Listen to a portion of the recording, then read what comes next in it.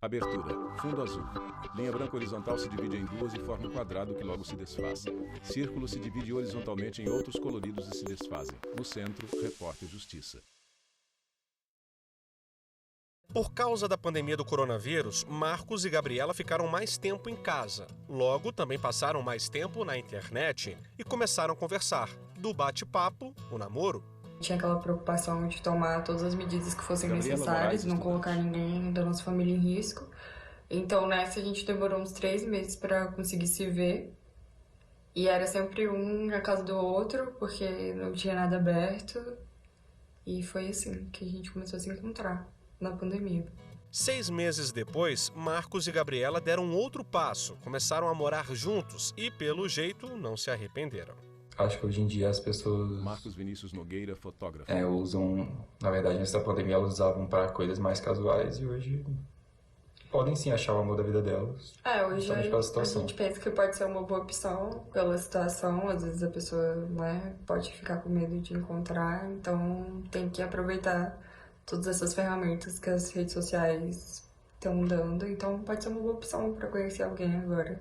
Uma pesquisa feita no segundo semestre do ano passado por uma empresa alemã especializada em dados de mercado e consumidores revelou que o Brasil é o 5º país no ranking de crescimento de usuários nas redes sociais. Já um levantamento divulgado pela Cuponation, um sistema de descontos online, mostrou antes da pandemia que a estimativa de internautas brasileiros nas redes sociais era de 20% a mais até 2023, com 114 milhões e meio de pessoas conectadas. Com o isolamento social, ainda no ano passado, a população digital no país ultrapassou 140 milhões, o que representa um aumento de quase 40% acima da projeção inicial. Com a pandemia, o boom aconteceu de uma forma mais intensa. Então as pessoas buscaram uma maior necessidade de se relacionar, mesmo que seja virtualmente. Por isso que os cadastros ou até o número também de aplicativos aumentaram nesse período. Provavelmente você conhece alguém que acorda e vai dormir Brasília DF. de olho nas redes sociais. Um levantamento feito por 2 das maiores agências internacionais de marketing digital e especializadas em mídias sociais revela que o brasileiro passa por dia mais de 9 horas na internet. Se fizermos as contas, é como se a gente ficasse por ano mais de 130 dias conectado, sem parar. A interação social ela tem esse papel agregador de gerar uma sensação de acolhimento e proximidade. Isso estimula uma segurança interior das pessoas e pode aliviar sintomas de angústia, ansiedades, até próprias alterações de humor como a irritabilidade. A interação social saudável pode ajudar. Internet, redes sociais e aplicativos de relacionamento. O sonho de muita gente é encontrar um amor, e a internet às vezes ajuda. Eu consegui conhecer outras pessoas, gente nova, trocar ideias, Patrícia Canguçu, pra saber como é que estava, e na questão da pandemia também. As pessoas muito falavam como estavam se sentindo, e a gente trocava ideia. E hoje eu não utilizo mais esse aplicativo, mas foi muito bom. Em meio à crise da pandemia, os aplicativos de relacionamento registraram aumento significativo nas interações e número de novos usuários, tanto no Brasil como no mundo todo, movimentando milhões de dólares. Qualquer relacionamento, qualquer um que seja, Renata Figueiredo, inclusive esses presidente da Associação pela Psiquiátrica internet, de Brasília. Espera-se, presume-se que as pessoas entrem com a mesma vontade de formar família, de passar o resto da vida juntos, de poderem trocar informações, se ajudarem mutuamente. A internet encurta distâncias. O problema é que nessa busca constante em fazer amizades e encontrar alguém para se relacionar, nem sempre o objetivo é alcançado. É aquela história, às vezes, nem tudo o que parece é. Infelizmente, há os que se aproveitam dessa vulnerabilidade, de maior angústia, sensação de solidão das pessoas, para tentar enganar e justamente atuar nesta fragilidade. A internet está cheia de armadilhas e para o amor se tornar um pesadelo é rápido. O isolamento social também favoreceu os golpistas de plantão. Com a pandemia, o número de golpes Ruth Vanorato, aumentou especialista em segurança de bastante. Foram dados. mais de 22 milhões de golpes aplicados. É um número muito alto, E existem já até quadrilhas especializadas, né, para aplicar esse tipo de golpe e as armadilhas aí digitais. Algumas dicas são importantes para se proteger nas redes. Quem está do outro lado, esperando a oportunidade para praticar o crime, geralmente não faz chamadas por vídeo, por exemplo. Se houver uma desculpa que ele não pode fazer essa chamada de vídeo, desconfie, porque essa é uma das táticas que ele utiliza para continuar o golpe, para que funcione, para que dê certo. Ele nunca vai ligar a webcam dele. Ou ainda mais hoje com um aparelho celular, que é muito simples, né? Não há dados oficiais no Brasil, mas, segundo especialistas, as mulheres são o principal alvo dos golpes virtuais. Não quer dizer que homens estão livres. Rafael, por exemplo, conta que conheceu uma suposta pretendente em um aplicativo de relacionamento. Eles marcaram um encontro e foi bem diferente do que imaginava. Quando eu cheguei era um pouco diferente das fotos. Rafael Vasconcelos, empresário. Mas isso tudo certo. A conversa foi fluindo e tal, a noite foi muito agradável. Só que ao final da noite, o assunto meio que mudou. O papo tomou outra direção. Era, preciso de dinheiro emprestado, alguma coisa assim, porque vão tomar meu carro. Aí eu consegui me desvencilhar porque eu percebi que era um golpe, né? Voltamos a conversar com a especialista em segurança de dados. Ela dá outra dica importante. Fotos íntimas, nem pensar. Se o pretendente pedir para trocar imagens desse tipo, desconfie. Há muitos casos em que a vítima envia o material e depois o criminoso passa a cobrar valores altos para não divulgar o conteúdo. Ele vai te chantagear. Vai te chantagear para querer extorquir um valor financeiro aí bem razoável, né? Senão ele vai ameaçar divulgar, né, essas imagens aí para a família ou até mesmo nas redes sociais. Dicas que a Renata segue à risca. Ela tem 23 anos, é solteira e sempre fugiu de aplicativos de relacionamento. Hoje em dia é muito fácil você querer se passar por alguém que você não Renata é. Nakashima, E eu já vi casos de amigas que tiveram experiências nada agradáveis quando foram conhecer a pessoa de verdade. E você realmente não tem como ter certeza de quem é essa pessoa, se ela é uma pessoa de confiança, se ela tem uma ficha criminal, se ela é perigosa ou não. Então eu tenho esse medo. Ela conta que se for para conhecer gente nova, que seja na rua, cara a cara. Caso contrário, nada feito. E eu usei as redes sociais mais para isso mesmo, para contatos com os meus amigos e com os meus familiares. E por isso eu não senti a necessidade de baixar nenhum tipo de aplicativo de relacionamento também, nem na pandemia, mesmo com essa vontade de ter essa carência ter aumentado mais. Mas nem todos são como a Renata. Por isso a proteção de dados precisa ser compartilhada. A Proteste, uma revista de pesquisa, e o Google criaram um site para mostrar que a segurança está na sua mão. O objetivo da plataforma é conscientizar sobre a importância da privacidade nas redes. Através desse site, a Proteste e o Google fornecem informações que são muito valiosas para os consumidores aprenderem sobre privacidade online e as formas mais eficazes de protegerem os seus dados na internet. O site é o conectajá.proteste.org.br. As informações são gratuitas e mostram que usufruir de uma internet mais segura é mais fácil do que parece. Uma das principais práticas que têm sido denunciadas de fraude através da internet é a prática do phishing. Através do phishing, os fraudadores criam sites falsos ou até perfis falsos em redes sociais, justamente com o objetivo de captar esses dados pessoais de pagamento de terceiros e depois utilizá-los de forma fraudulenta, seja para efetuarem compras ou para a fabricação de documentos falsos. No próximo bloco, vamos contar a história de pessoas que tiveram um perfil das redes sociais clonado. E isso deu uma dor de cabeça que você não imagina. A gente volta já. Vinheta de transição. No Centro, Repórter Justiça. Vinheta de transição. No Centro, Repórter Justiça. O constrangimento que Natália passou não deseja a ninguém. Ela estava trabalhando quando recebeu mensagem de um rapaz de Fortaleza dizendo que embarcaria para Brasília para os dois se conhecerem pessoalmente, já que estariam se relacionando pela internet há 1 ano. O problema é que a Natália nunca havia conversado com o homem. E ele me mandou uma mensagem falando assim, Natália Garcia, nossa, jornalista. você tá sumida, tem muito tempo que a gente não se fala, eu já tô organizando tudo, né, minha viagem e tudo mais. E eu fiquei meio perdida, né? Porque eu nunca tinha visto aquela pessoa na minha vida, nunca tinha conversado nem nada. E comecei a perguntar, falei, olha, você deve estar me confundindo com outra pessoa, que não sei o quê. E a gente começou a conversar pra entender, né, o porquê daquela mensagem. Natália descobriu que a foto dela estava em um perfil de uma rede social com outro nome. Aí montou o quebra-cabeça e viu que estava sendo vítima de um crime cibernético. Ela pediu para os amigos denunciarem o perfil fake e chegou a mandar uma mensagem para o responsável pela conta. Não teve resposta. Depois disso, eu até dei uma mudada assim na minha forma de usar as redes sociais. Hoje meu perfil é fechado, só quem tem acesso são realmente amigos ou pessoas que eu escolho que vejam as coisas que eu faço, né, que eu posto. Até então, nessa época, meu perfil era aberto, então qualquer pessoa podia entrar e realmente ter acesso a toda a minha vida.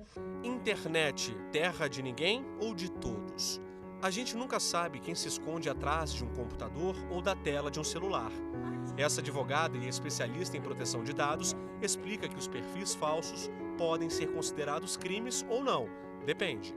Para configurar um crime, um perfil precisa se utilizar de uma imagem de uma pessoa real, de uma pessoa viva, de informações reais, de um nome real, para que ele seja considerado ali uma falsidade ideológica a partir da internet, configurando aí o perfil fake. Se na conta falsa a imagem for de domínio público, que circula livremente na internet, ou fotos comerciais, por exemplo, aí não configura crime.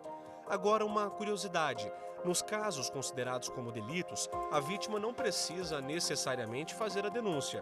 Qualquer pessoa tem autonomia para isso, assim como acontece com a Lei Maria da Penha.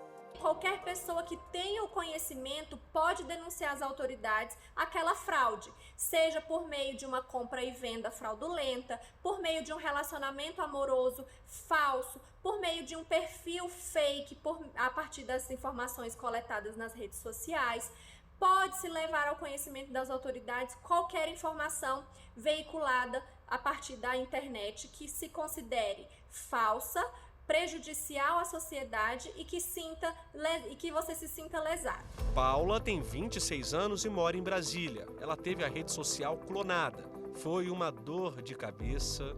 Eu descobri que o meu perfil ele tinha sido clonado quando algumas pessoas próximas Paula Faria, começaram a vir me perguntar por que eu tinha criado um novo perfil, o que tinha acontecido.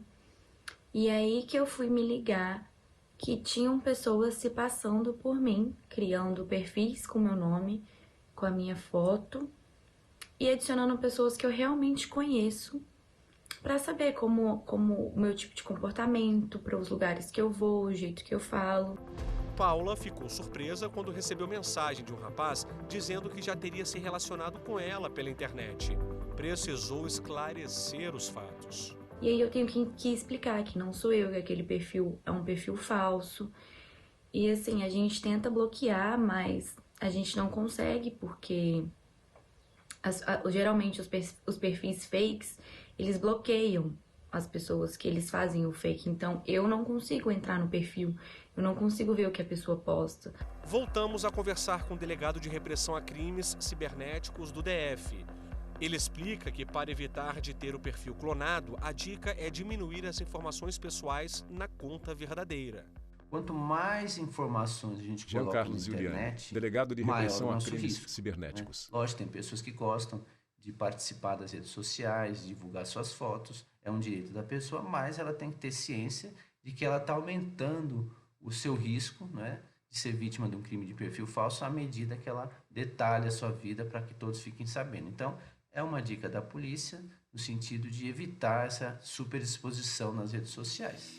O delegado também explica que não há um perfil das vítimas desse tipo de crime. São homens e mulheres de todas as idades e classes sociais. A gente não tem uma questão de idade da vítima, origem, assim, grau de escolaridade. Nós temos vítimas de todos os tipos, não é? Das mais simples, as mais sofisticadas. Não é tão simples descobrir com quem estamos conversando do outro lado.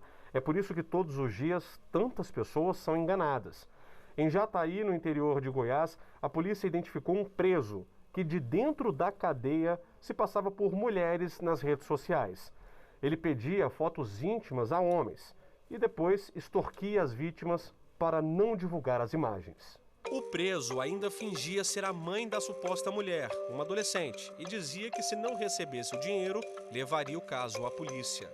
Inicia então uma série de exigências para que a vítima deposite Danilo dinheiro. Fabiano, Numa segunda fase, eles simulam a presença falsa de um advogado, o argumento que esse advogado está fazendo um acordo em nome da família dessa possível menina menor, para que não haja um processo criminal. E numa terceira fase, inclusive, utilizam imagem de autoridades policiais, argumentando que, se não houver um pagamento, irá iniciar uma investigação referente ao eventual crime de pedofilia. Na cela do detento foram encontrados 11 celulares escondidos em fundos falsos nas paredes e camas.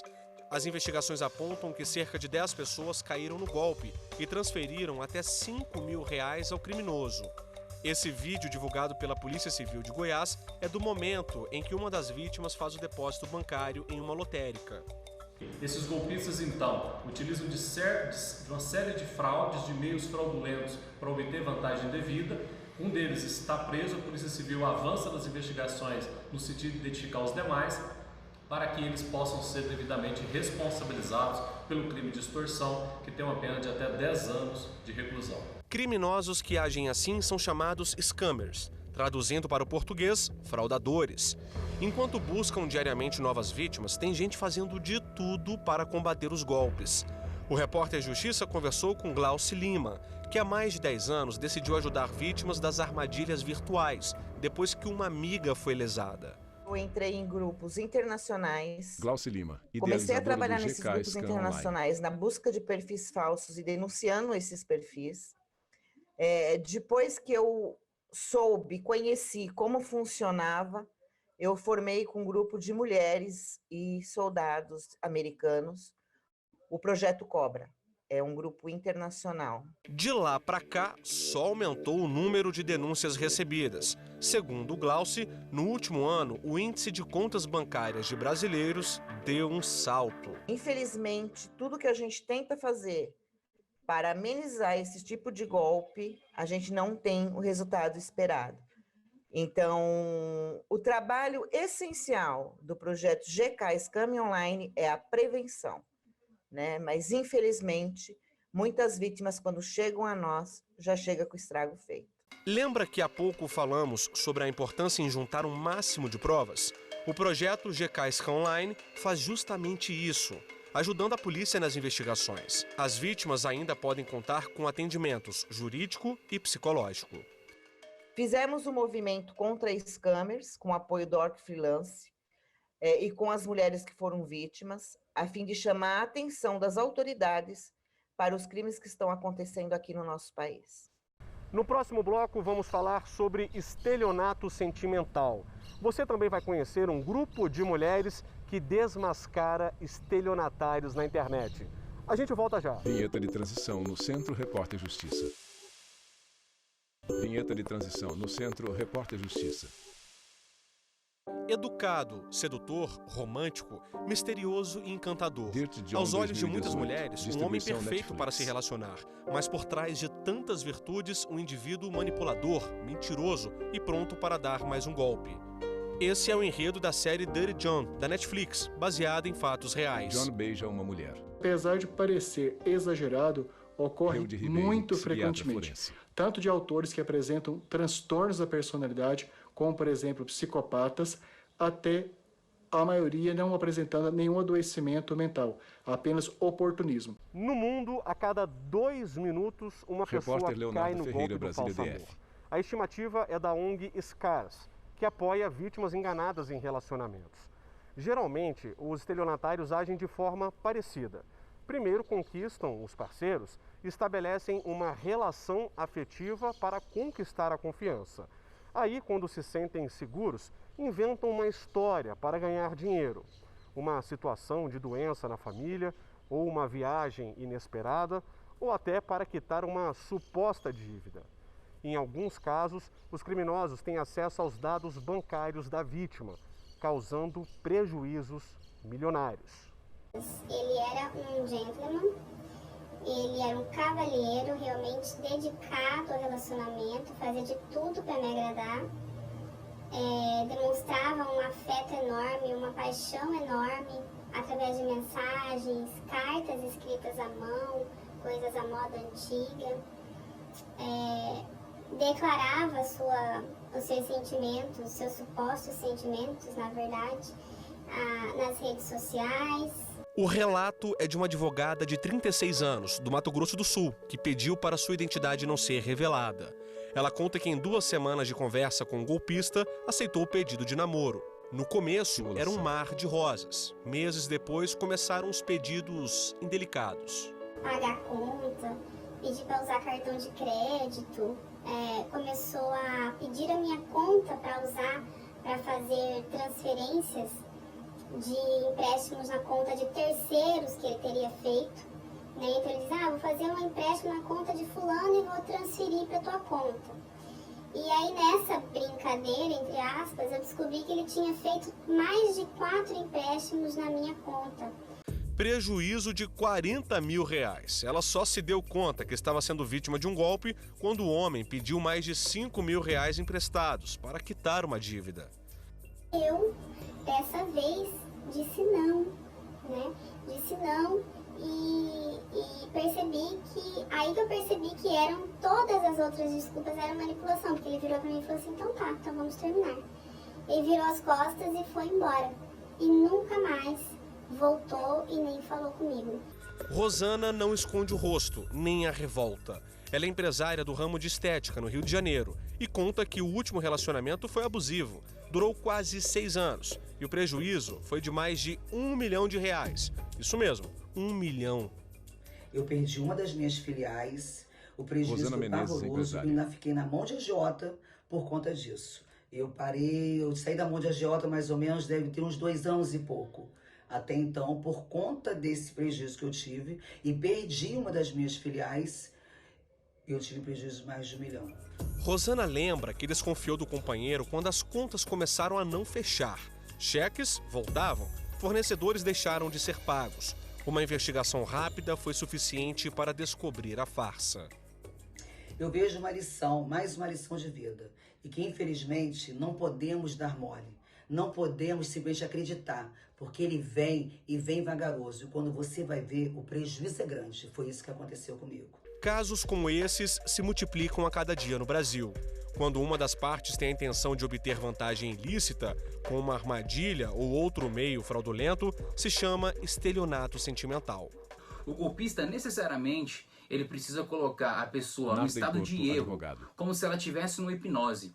Contudo, essa hipnose é uma hipnose para o mal, tendo em vista que o golpista ele apenas deseja aplicar aquele golpe, né? Conseguir carros, valores, viagens, transferências bancárias. O advogado explica que na legislação brasileira não existe tipificação expressa por estelionato sentimental, mas o artigo 171 do Código Penal configura o crime de estelionato, com pena de 1 a 5 anos de prisão e multa. O perfil desse golpista, ele é sempre sedutor, uma pessoa muito bonita, uma pessoa inteligente, uma pessoa educada, uma pessoa amada, alega ser de família importante. Todavia, a única coisa que ele pretende é obter vantagem ilícita nesse relacionamento. Não tem outra finalidade. Ele entra no relacionamento sabendo o que ele quer. Narden é especialista em estelionato sentimental e atua na área há 5 anos. Já atendeu cerca de 150 clientes vítimas de golpe, a maioria mulheres. Ele explica ainda que alguns cuidados são importantes no começo do relacionamento. Não existe relacionamento perfeito. Esse tipo de golpista, ele utiliza a programação neurolinguística, bem como gatilho mental da urgência, ou seja, quando no curso de um relacionamento, seja ele no início, no meio ou perto do fim, se uma pessoa te pede valores vultosos, carros, bens, para você adquirir de forma muito rápida e ligeira, dê um passo para trás, respire, converse com um amigo, converse com um ente familiar, analise, porque você pode estar sendo vítima de um golpe. Neunice sempre se preocupou com quem iria se relacionar, mas quando percebeu, já estava ajudando a aumentar as estatísticas do estelionato sentimental. Há 2 anos, o companheiro pediu dinheiro emprestado para realizar o sonho, ter um galpão para trabalhar com marcenaria. Ela juntou o máximo que conseguiu, ajudou o namorado a ter o próprio negócio, mas não recebeu um centavo do investimento. Mais do que isso, a extorsão não parou por aí. Ele me puxou pelos cabelos e, com toda a violência, Neonice Moreira, terapeuta disse que holística. queria que eu assinasse 10 folhas de cheque para ele, porque eu já tinha dito que eu não ia mais assinar, pois ele começou a ganhar bastante e entrava os valores e ele nada de pagar o que eu tinha emprestado. Eu queria comprar mais aparelhos para a clínica, eu queria comprar o meu carro. As agressões se tornaram mais frequentes quando Neonice revelou que denunciaria o homem à polícia. Tomou coragem, foi à delegacia e registrou a ocorrência. O relacionamento terminou e ficou o prejuízo que chega a quase R$400 mil. E eu creio na justiça brasileira, eu creio que ainda há justiça. E eu estou aqui para declarar e para pedir socorro. Eu estou aqui também para declarar a minha coragem. Estou aqui para influenciar a você, mulher, que não desista, não tenha medo, denuncie, não se cale. Em todos os casos que mostramos, falamos sobre o prejuízo financeiro. Agora, o constrangimento e o trauma que ficaram para cada vítima não dá para calcular.